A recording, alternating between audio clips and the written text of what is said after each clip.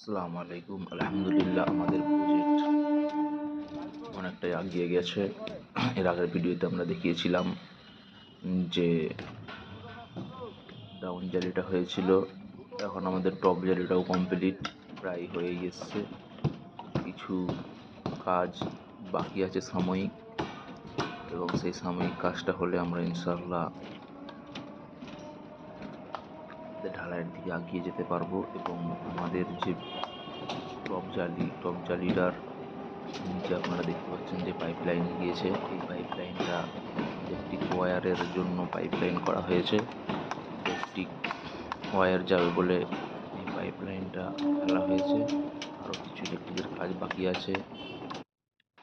এই যে সিঁড়ি, আমাদের এই সিঁড়িতে ইলেকট্রিকের কাজ কিছুটা বাকি আছে।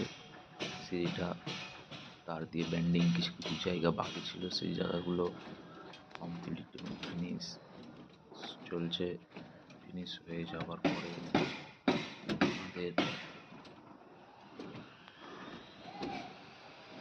এই প্রজেকশনের পাশগুলো, বিমের যে পাশগুলো কিছু কিছু জায়গা বাকি, জায়গাগুলো কমপ্লিট চলছে।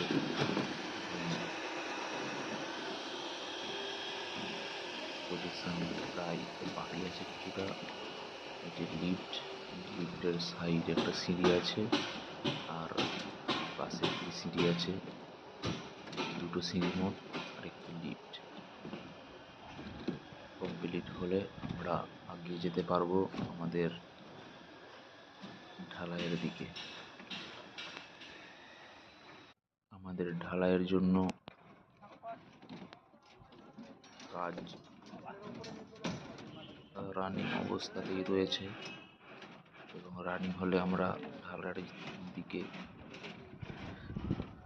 আর 2-1 দিনের মধ্যেই আমাদের ঢালাইয়ের প্রোগ্রাম করা হবে।